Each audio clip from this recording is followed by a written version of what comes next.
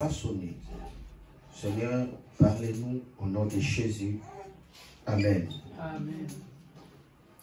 Alors, je vais parler sur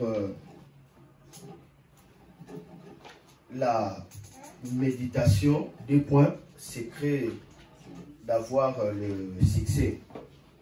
À travers la méditation, nous avons les secrets d'avoir tout simplement le succès à travers la méditation. Avec Dieu, il y a des succès. Dieu a prévu qu'il y ait le succès. Dieu a prévu qu'on réussisse. Dieu a prévu qu'on puisse gagner. Dieu a prévu qu'on puisse aller de l'avant. Et cela n'est pas des slogans, c'est une réalité. Mais Dieu a ses principes. Il faut que nous puissions respecter le principe de Dieu. Et parmi les principes de Dieu, c'est la méditation. Aujourd'hui, je parle de la méditation. Ce n'est pas en fait ce que j'avais préparé aujourd'hui. Alors, je l'ai tout à l'heure là, lorsque j'étais là assis, le Seigneur m'a dit de parler à l'Église le secret du succès, pour que l'Église puisse avoir le succès. Et le grand secret pour que l'Église accède dans ce succès, c'est la méditation. Voilà le message que je vais parler aujourd'hui. Alors, regardez avec moi Josué chapitre 1, le verset 8. Je dois commencer à lire cela dans plusieurs versions. Je commence par la version Yoshua Mashiach. Qu'est-ce que la Bible elle nous dit ici? La Bible dit que ces livres de la loi ne s'éloignent pas de ta bouche. Médite-les jour et nuit afin de veiller à agir selon tout ce qui est écrit. Car alors tu feras réussir ta voie, alors tu prospéreras. Je répète, je lis encore, nous sommes dans les textes originaux ici, je répète, que ces livres de la Torah, voilà, d'ailleurs j'avais mal lu, que ces livres de la Torah, c'est-à-dire de la loi, ne s'éloignent pas de ta bouche, médite-les jour et nuit, afin de veiller à agir selon tout ce qui est écrit. Car alors tu feras réussir ta voie, alors tu prospéreras. Il y a quelque chose qui fera que tu puisses réussir ta voie. Cela veut dire ton chemin. Ton chemin. Comme on dit toujours, il a taillé la voie. Il a taillé la voie. Vous savez, la voie pour le succès, on les taille. La voie pour la prospérité, on doit tailler cela. La Bible dit, c'est alors que tu feras réussir ta voie. Cela veut dire, tu seras dans la bonne direction. Tu seras dans le bon moment. Ta voie va réussir. Ça veut dire, ce que tu dois emprunter, ce que tu dois prendre comme la direction, ça va réussir.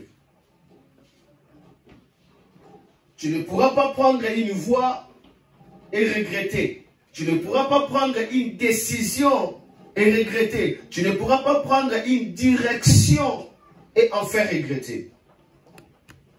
Il y a quelque chose qui fera que ta voie puisse réussir. Il y a quelque chose qui fera que ta marche soit pleine de succès. Il y a quelque chose qui fera que ton parcours brille et rayonne tellement. La Bible nous dit, lorsque le livre de la Torah, c'est-à-dire le livre de la parole, la Bible, n'est pas éloigné de ta bouche. Premièrement, retiens ceci. Il faut que la parole de Dieu soit dans ta bouche. La bouche ici, c'est la parole. C'est-à-dire, faites la parole de Dieu ta parole. La Bible dit que ce livre ne s'éloigne pas de ta bouche. Cela veut dire, tu dois prendre la parole et le mettre dans ta bouche. La Bible dit que ce livre de la parole, de la loi, la Torah, aujourd'hui c'est la Bible. La Bible dit, il ne faut pas que cela s'éloigne de ta bouche. Cela ne veut pas dire que pour réussir, pour que ta voix trouve le succès, il ne faut pas, cela ne veut pas dire que la Bible nous dit que tu prends ça et puis tu fais comme ça.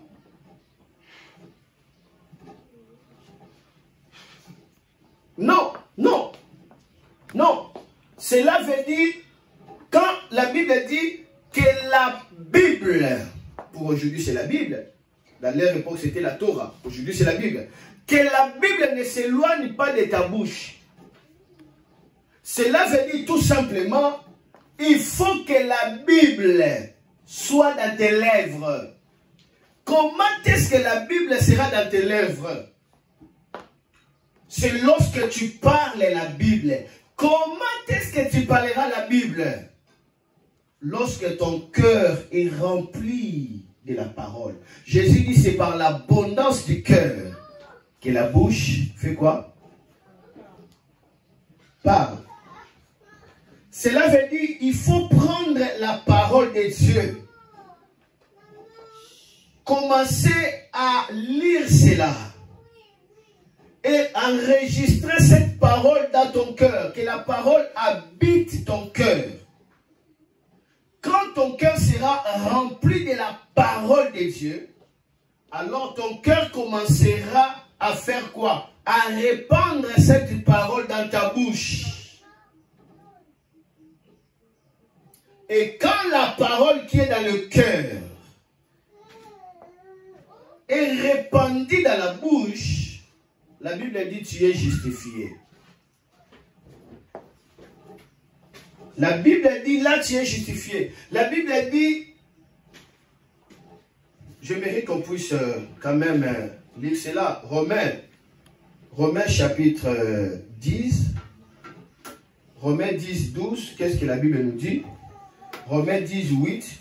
On doit quand même vérifier. Et puis nous allons continuer à avancer. Romains chapitre 10.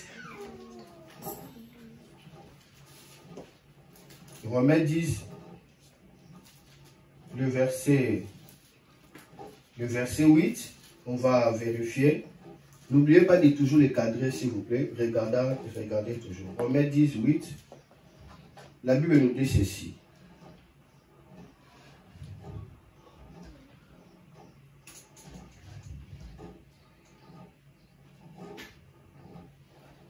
La Bible dit,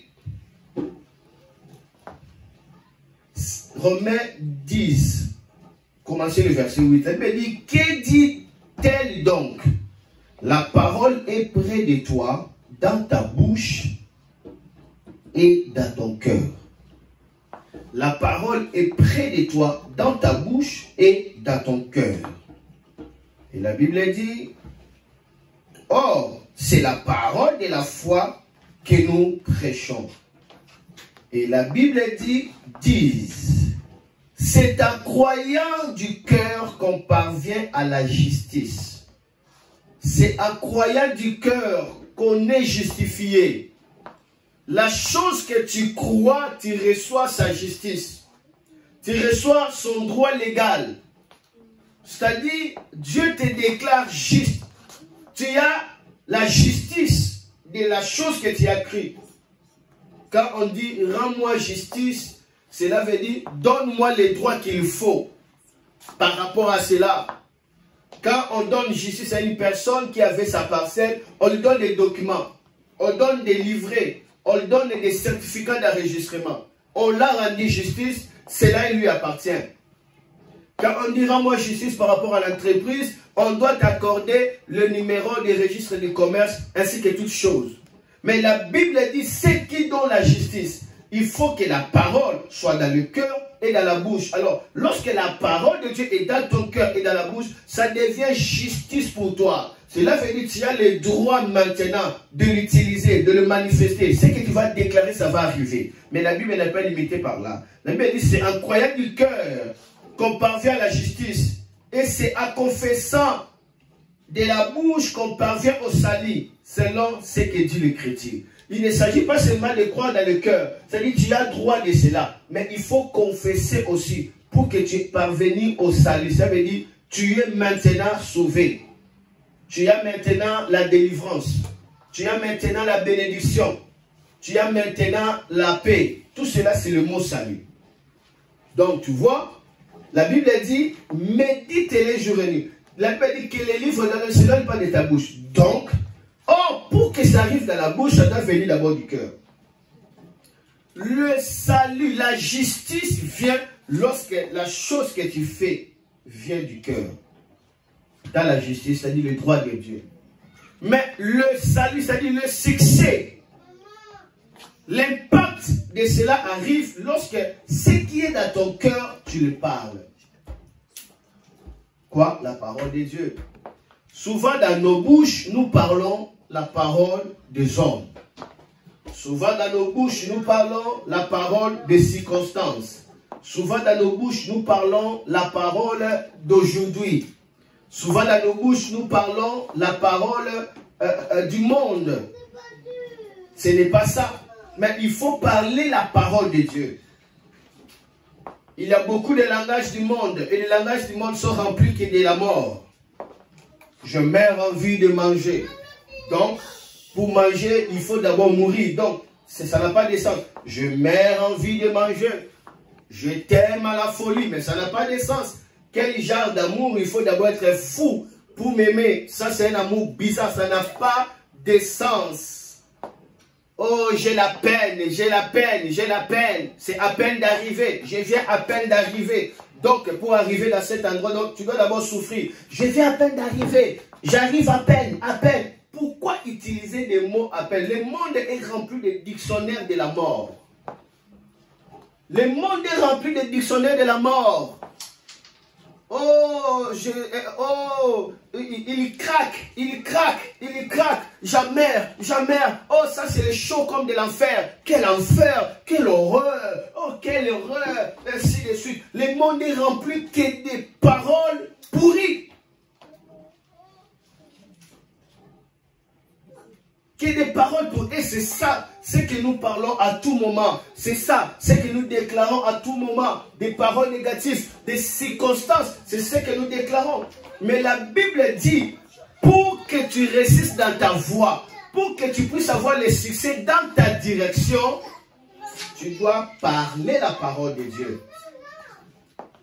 Alors tu auras le succès dans ta voie, dans ta direction. Il ne faut pas parler des circonstances. Mais il faut parler la parole de Dieu. Les circonstances, c'était que Lazare était mort. C'était des circonstances. Mais Jésus n'a pas parlé des circonstances. Jésus a parlé la parole de Dieu. Il lui dit, Lazare dort. Je vais le réveiller. Il n'a pas voulu appeler ce que le monde appelle. Le monde appelle la mort, mais Jésus l'appelle sommeil. Parce que Jésus savait, s'il disait que Lazare est mort, directement, sa pensée allait être influencée. Il a diminué la mort dans la dimension du sommeil. De sorte que la personne qui dort, on peut le réveiller, mais la personne qui est morte, on ne peut pas le réveiller. Jésus n'appelle pas comme nous nous appelons. Il n'appelle pas comme nous. Si nous voulons avancer, apprenez à parler la parole de Dieu. Apprenez à se comporter selon Dieu et non selon les circonstances. Voilà pourquoi la Bible dit que les faibles disent que je suis fort et que les pauvres disent que je suis riche. C'est-à-dire, tu dois vivre au-delà de ce que tu vois. Il faut parler selon ce que Dieu parle. Lorsqu'Abraham n'arrivait pas à parler selon Dieu, il était frustré dans la cage. Dans sa tente, Dieu lui dit, sors un peu de ta tente et commence à compter les étoiles. Pourquoi? Parce que dans la tente, Abraham a dit que je m'en vais seul. Et le rituel de mes biens, ça serait mon serviteur Éliazar. lui qui est l'administrateur de tous mes biens, parce qu'il est fidèle à toute ma maison, c'est lui qui est mon héritier. Donc, je n'ai pas d'héritier. Alors que Dieu lui a dit, Abraham,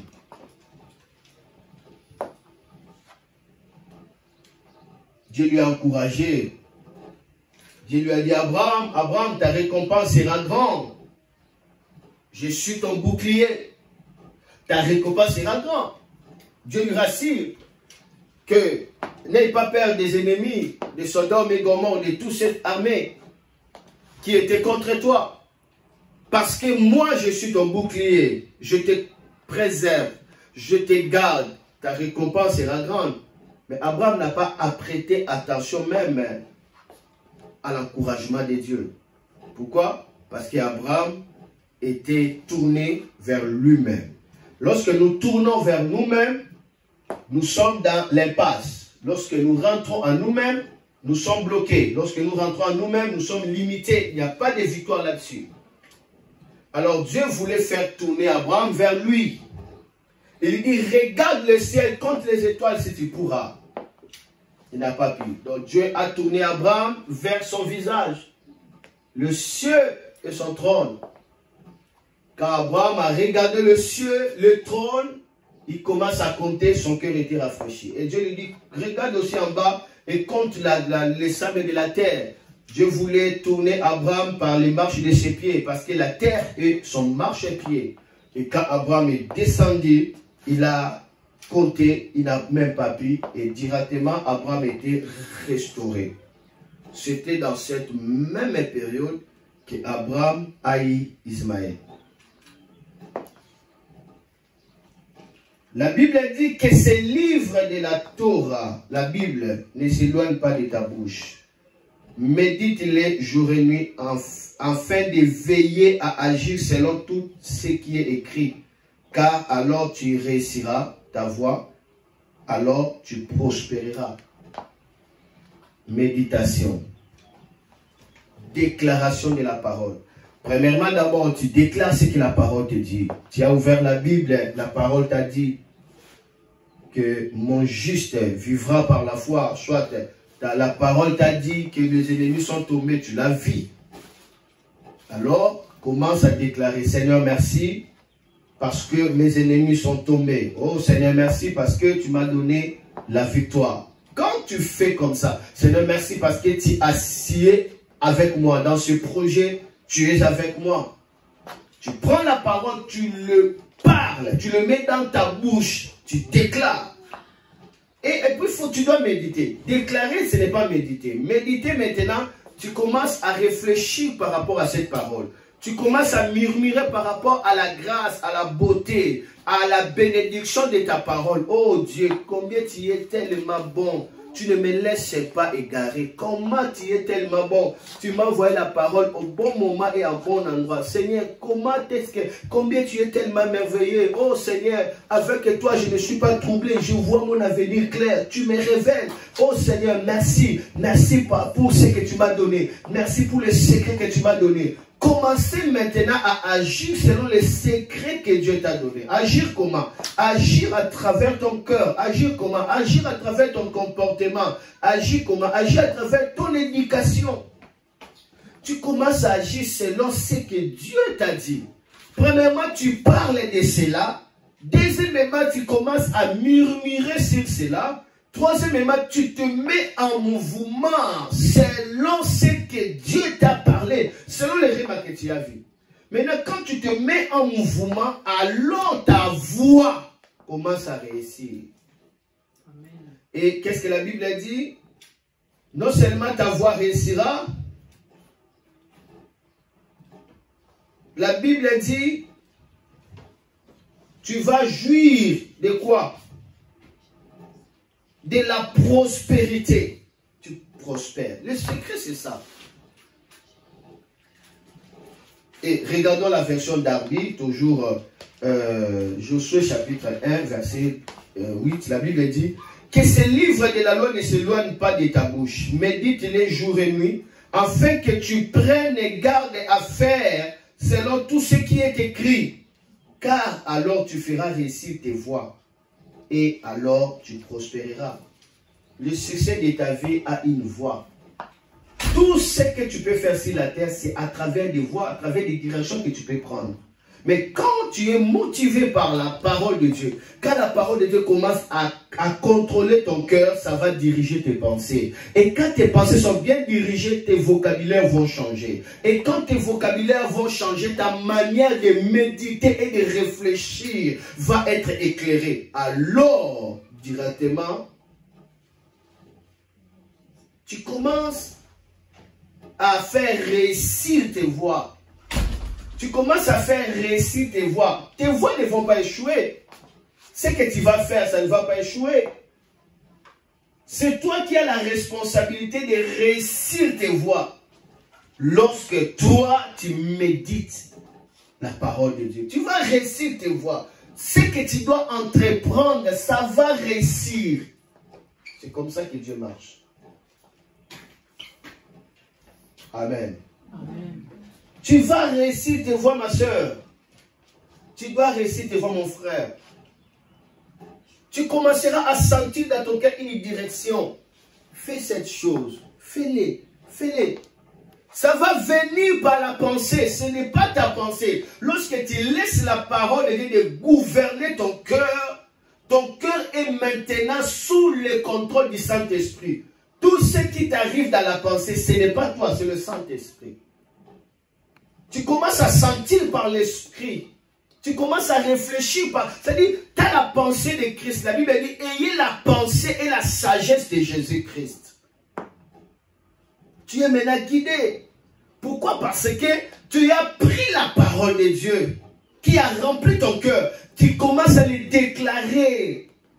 Tu commences à les déclarer et ça commence à changer. La Bible dit, tel que l'homme pense, tel qu'il est. Or, nous parlons ce que nous pensons. Celui qui parle est toujours négatif. Sa pensée est remplie de négatif. Celui qui parle des bêtises, sa pensée est remplie de bêtises. Celui qui parle de l'impossibilité, sa pensée est remplie de l'impossibilité. La Bible dit tel que l'homme pense, tel qu'il est. Dans le royaume de Dieu, lorsque nous pensons, en fait, nous sommes en train de parler. Amen. Et lorsque nous imaginons, nous sommes en train de marcher vite. Dans le langage spirituel, ce n'est pas la parole de la langue, c'est la pensée. Dans le monde spirituel, ta pensée, c'est la parole. Et ton imagination, c'est la vitesse. C'est la raison pour laquelle, avant que même tu puisses parler, tu avais déjà pensé. Après, tu parles. La parole arrive après. C'est pourquoi la Bible dit, c'est en croyant du cœur qu'on a la justice. C'est en confessant qu'on reçoit la chose qu'on a. Ça dit le salut, ce que nous avons, ce que nous désirons. Des choses de Dieu, c'est comme ça. Restez à l'attente de la parole de Dieu. Si le Seigneur te donne une parole, toute ta vie change. Mais cela ne suffit pas seulement d'écouter la parole. La Bible dit...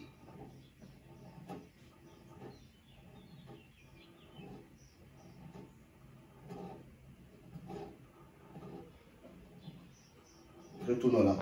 La Bible dit que ce livre de la loi ne s'éloigne pas de ta bouche, médite-les jour et nuit, afin que tu prennes garde à faire selon tout ce qui est écrit. Si tu prennes garde, c'est-à-dire tu fais attention à tout ce qui est écrit là. C'est-à-dire ce que Dieu t'a dit, la parole, tu commences à prendre garde, c'est-à-dire tu ne veux pas louper même une petite détail. Lorsque tu commences à faire ça, la Bible dit, selon tout ce qui est écrit, car alors tu feras réussir tes voies et alors tu prospéreras. Est-ce que tu prends garde à ça? Est-ce que tu veilles sur les détails que Dieu te parle? Est-ce que tu veilles à ça? C'est ça le secret de la réussite. Si tu médites vraiment de cette manière, ta réflexion émane de la parole qui remplit ton... Est-ce que ton cœur est rempli de la parole d'abord? La Bible dit que la parole de Dieu habite en vous comment? Abondamment. Quelle est cette parole qui va habiter en toi abondamment? Mais c'est la parole que tu as lue. Lorsque ça reste dans ton cœur, il faut que la parole reste dans ton cœur. Alors ton cœur sera formaté, synchronisé maintenant par la parole de Dieu. Regardez la version Semeur.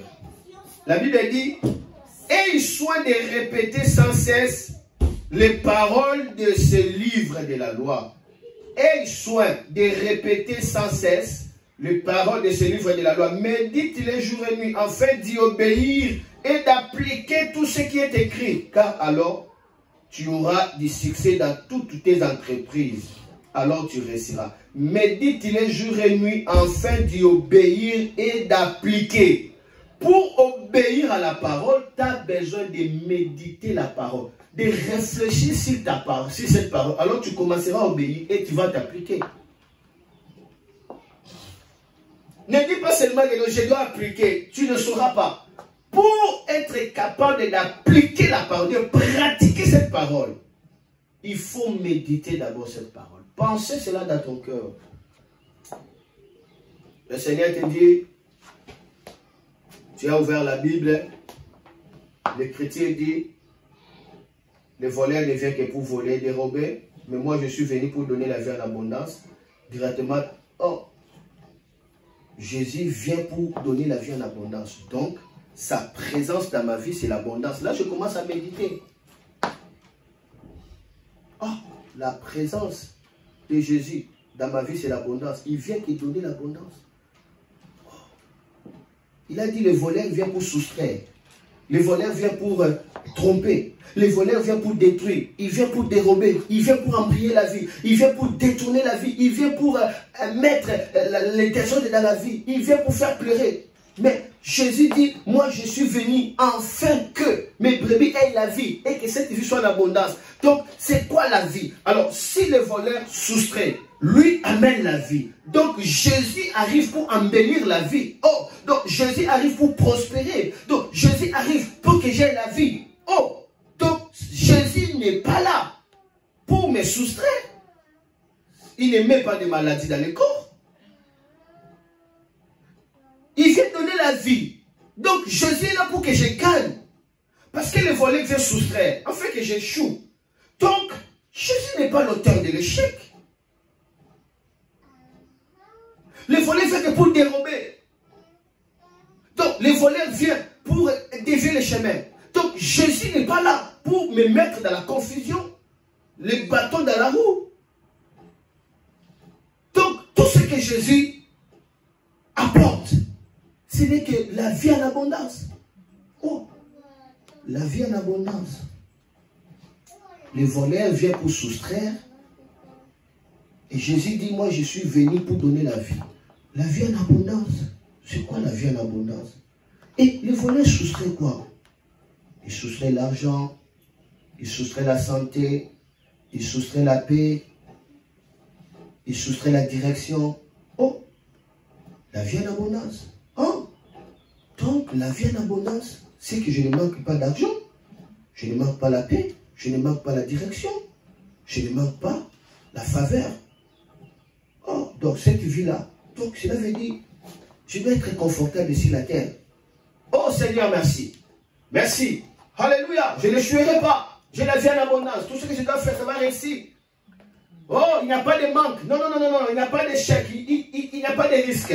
Il me donne la vie en abondance. Oh, la paix en abondance. La direction, la prospérité. Oh, alléluia. Le voleur vient pour soustraire. Toi, tu viens pour ajouter. Toi, tu viens pour donner. Ce que tu donnes là, pas avec mesure. C'est en abondance. Oh, alléluia. J'ai la vie en abondance. Oh, quelle merveille. Quelle merveille. J'ai la vie en abondance. J'ai la vie en abondance. J'ai la vie en abondance. Parce que tu médites.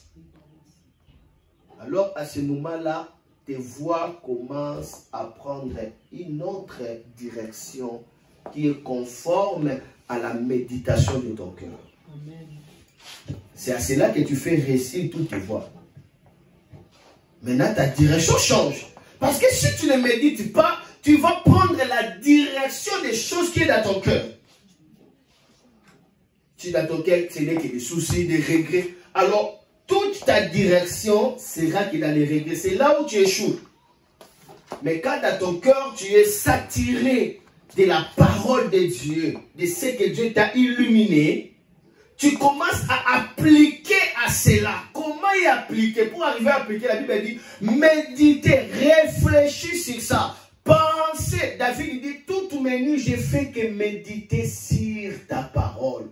Ta parole devient l'objet de ma joie. Tu réfléchis sur cette parole, tu commences à les rendre spirituels dans ta vie. Et ça commence à gouverner tes pas. C'est à cela que la Bible dit, ta parole est une lampe à mes pieds. Quand est-ce que la parole devient une lampe, une lumière? Lorsque cette parole a été méditée. Alors la méditation de la parole, c'est le travail de la parole pour que les graines de la parole puissent libérer l'onction. Parce que la parole, c'est une semence. Dans chaque semence, il y a l'huile. Lorsque tu prends la semence de l'avocat, il y a l'huile. La semence des bananes, il y a l'huile. La semence des palmiers, les noix de palmiers, les noix de palme, il y a l'huile. Dans toutes les semences, il y a de l'huile. Même des maïs, il y a de l'huile. Mais pour que l'huile sorte, il faut presser cela. Il faut presser la semence. C'est ça la méditation. Votre esprit est en train de réfléchir sur la parole. Mais nous faisons des soucis. On réfléchit sur vous-même. Et parfois, il y a même d'autres qui réfléchissent même sur leur pasteur. Mais dans le mauvais sens. Au lieu qu'ils puissent réfléchir, c'est ce que les pasteurs parlent. Non, ils réfléchissent. Pourquoi il avait dit ça? Pourquoi il avait dit ça? Il ne respecte pas les gens. Il blesse. Il blesse. D'autres même vont plus loin pour dire que mon pasteur s'est donné, t'en as pas Dieu. Mon pasteur est perdu. Un fils comme ça, il est maudit. Il est tout simplement. Il est en train de réfléchir. Lorsque seulement Aaron et Myriam commençaient à méditer sur Moïse. Dans le mal, Moïse a pris l'Éthiopienne. Nous sommes des Juifs, nous sommes des Israélites. Et l'autre ajoute, Myriam ajoute, est-ce que Dieu parle seulement par Moïse? Dieu parle aussi par moi, oui, parce qu'elle était aussi prophétesse. Et directement la lèpre est venue. La lèpre a touché qui? A touché qui? Est-ce que la lèpre a touché qui? Myriam avait la lèpre tout son corps. Dieu l'a frappé. Mais qui avait médité contre Moïse? C'était qui? Aaron et qui? Mais pourquoi la lèpre n'a pas touché Aaron? Pourquoi? Aaron est le souverain sacrificateur. Il est loin à cause de l'onction sur sa tête. Le mal ne peut pas le toucher. Même Dieu lui-même ne pouvait pas le faire du mal. La Bible dit, ne touchez pas à mes oins. Mais l'autre là, elle prophétisait seulement, nulle part on l'a dit, on avait versé l'onction sur elle. Elle n'avait pas l'onction. Directement, bam, sanctionné. C'est pourquoi tout homme qui a l'onction ne médite pas de mal contre lui. Tu te mets dans des confusions. On ne touche pas. Dieu respecte même l'onction. Il n'a pas touché Saoul. Parce qu'il avait déjà l'onction. Dieu n'a pas touché. Même Samuel avait toujours peur de Saoul. Il avait des esprits qui l'agitaient, mais il était toujours ouais. À cause de quoi? L'onction. Alors, au lieu de méditer inutilement, de perdre votre temps, de mettre dans des soucis, vous êtes en train de perdre le temps. Vous ne gagnez pas.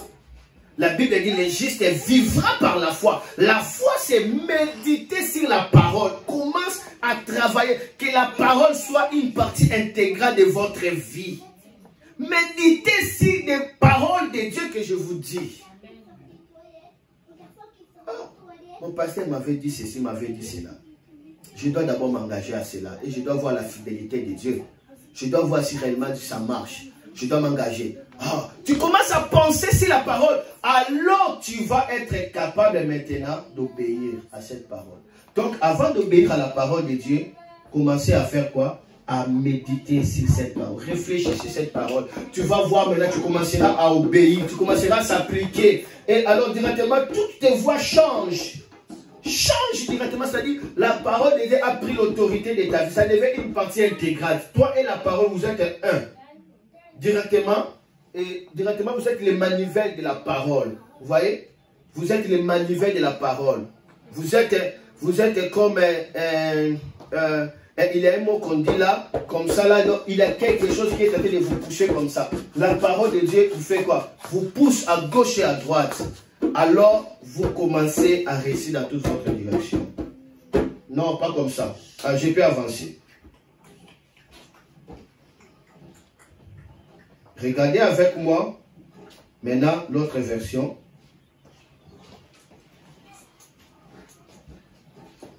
La version parole de vie. La Bible dit, répète sans cesse les enseignements du livre de la loi. Alors que ça devient clair. Répète sans cesse les enseignements du livre de la loi. Redis-les dans ton cœur jour et nuit. Ainsi, tu t'efforceras d'obéir à tout ce qui est écrit. Pour avoir la force d'obéir, redite cette parole. Dans où? Dans ton cœur. C'est ça la méditation. Et lorsque tu commences ainsi, tu te forceras d'obéir à tout ce qui est écrit. De cette façon, tu mèneras tes projets avec succès et ils réussiront.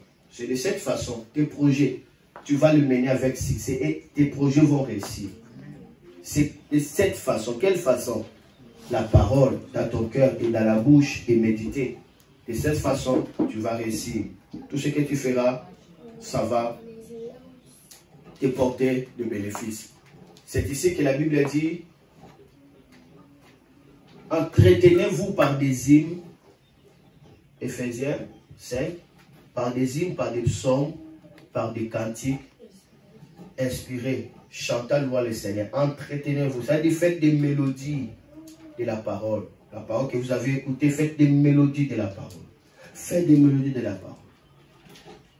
Seigneur, tu as été pour nous un refuge de génération en génération. Seigneur, tu es pour nous un refuge de génération en génération. Seigneur, conduis-moi là où je ne peux pas atteindre. Conduis-moi sur les rochers que je ne peux pas atteindre. Conduis-moi sur les rochers que je ne peux pas atteindre. C'est ça les mélodies, c'est ça les psaumes. Méditez, méditez, méditez, méditez. Alors, tu commenceras à t'efforcer, à s'appliquer selon cette parole. Tout ce que tu feras va réussir. La Bible dit, heureux l'homme qui ne marche pas selon les conseils du méchant, mais qui trouve son plaisir où? Dans la loi du Seigneur. Qui fait quoi? Qui la médite jour et nuit. Il est comment? Il est comme un arbre planté près d'un courant d'eau. Ses feuillages ne se flétrit pas. Et tout ce qu'il fait quoi?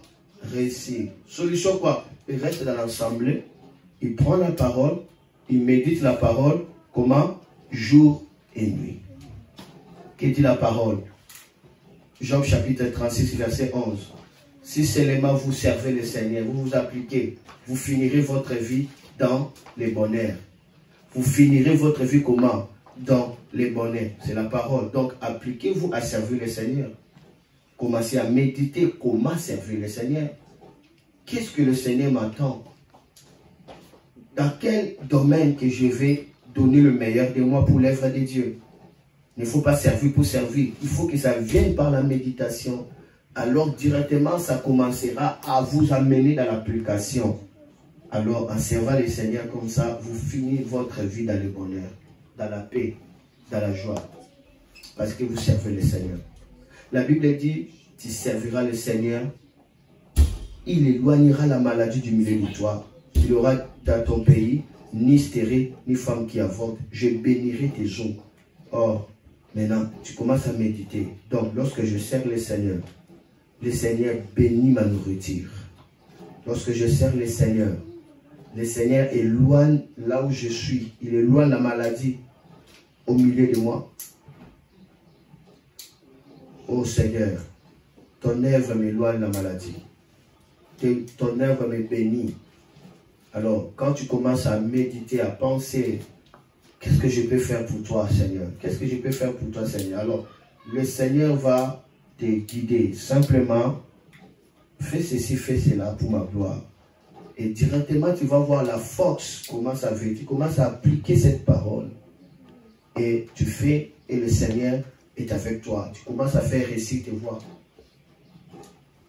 En fait, lorsque nous sommes dans les voies, nous n'attendons pas notre bénéfice. Nous n'attendons pas les bénéfices des autres. Mais nous attendons les bénéfices de Dieu. Alors, lorsque tu sers le Seigneur, même là où tu travailles, ton travail devient le service de Dieu aussi. Parce que toi, tu sers le Seigneur. Maintenant, là où tu travailles, le Seigneur t'accorde sa bénédiction. C'est pourquoi la Bible dit, serviteurs, servez vos maîtres, non comme des hommes, mais comme servant le Seigneur. Donc, vous savez qu'un enfant de Dieu, là où il sert, il doit servir dans le sens qu'il est en train de servir le Seigneur. Alors du coup, il ne va pas arriver en retard. Il sert le Seigneur. Et il doit être honnête. Vous voyez, il sert le Seigneur. Il ne doit pas se cacher. Dans un endroit, il se cache. Il ne travaille pas. Vous voyez, il ne travaille pas. Il laisse 4 heures du temps passer et puis directement, il ressort. Non, tu sers le Seigneur te voit. Donc, tu dois bien travailler. Non comme servant les hommes, mais comme servant Dieu. Lorsque vous savez que dans votre travail, vous servez Dieu, comment vous devez vous murmurer en travaillant? Comment? Ah, je ne comprends pas, c'est fatigué, c'est travail. En faisant comme ça, vous êtes en train de maudire votre récompense. Vous êtes en train de maudire. Je me dis, servez, non en murmurant, non en murmurant. Travaillez complètement, c'est le travail que vous avez choisi. Alors faites-le bien, ou soit démissionnez, ou soit faites-le. Faites-les non comme aux hommes, mais à Dieu. Et quand vous faites comme ça, n'attendez pas, ne comptez pas sur le salaire que vous êtes en train de recevoir. Dis à Dieu, je t'ai servi. Comptez sur le salaire de Dieu. Alors, vous ne manquerez pas la paix. Alors, ce que vous avez, on va vous payer. Ça, c'est vrai qu'il est perdième. Mais Dieu vous donne la bénédiction maintenant. Et quand la bénédiction de Dieu descend, toujours dans le même billet que vous avez, le même billet que vous avez, mais plus la bénédiction de Dieu, vous allez voir que le billet là reçoit la valeur. Amen. Le Seigneur va vous donner la faveur. La faveur.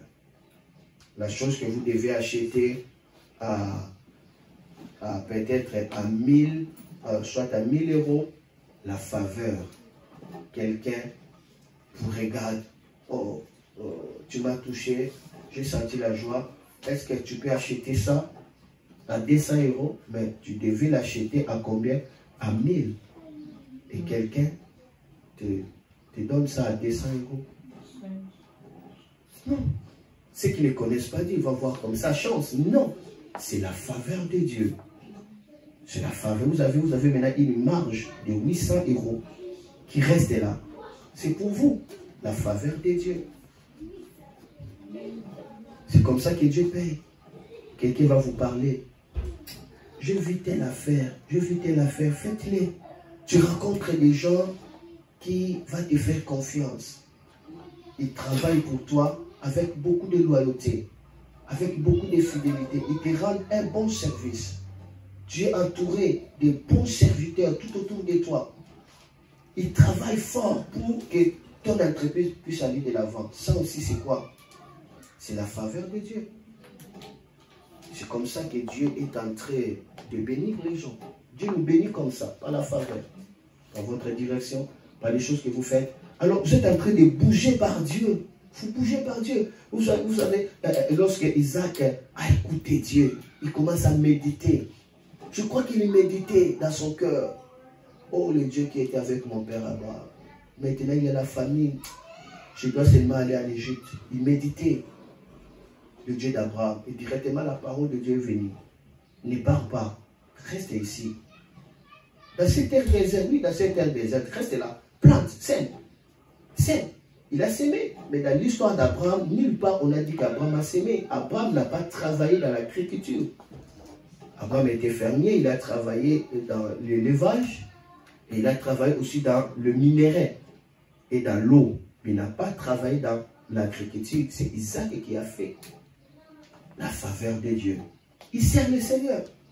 Vous allez voir, nulle part Isaac était debout pour dire croyez au Dieu d'Abraham. Croyez au Dieu d'Abraham. Il a fait sortir mon père. Non. Mais on dit qu'il était serviteur. Il les servait comment? Il les servait comment? En écoutant la parole de Dieu, en faisant ce qui est bien aux yeux de Dieu. Et tout son travail, c'était le service de Dieu. Il avait la priorité pour Dieu. Il savait donner des offrandes, il savait faire des autels pour Dieu, il savait écouter Dieu. C'est tout ce que Dieu nous demande. Donc, lorsque vous méditez sur la parole, maintenant, il a sémé. La Bible dit, cette année-là, il a récolté au centuple. Dans la terre fertile, on ne peut pas récolter au centuple. Impossible. Mais comment dans une terre stérile, la personne arrive à récolter fois 100? Ça, c'est la grande bénédiction de Dieu. Alors, dès que vous êtes connecté dans cette bénédiction, tout ce que vous faites, ça marche. Il a récolté au centuple. Il dit, cette année-là, il devient grand, il devient puissant, il devient fort riche. Pourquoi? Parce qu'il restait dans la méditation. La méditation apporte la révélation. La révélation apporte la manifestation. La manifestation apporte la possession des choses. Alors, si vous voulez marcher dans la révélation dans votre vie, soyez des gens qui marlottent sur la parole, qui méditent vraiment sur la parole. Vous allez voir, des choses sera simples.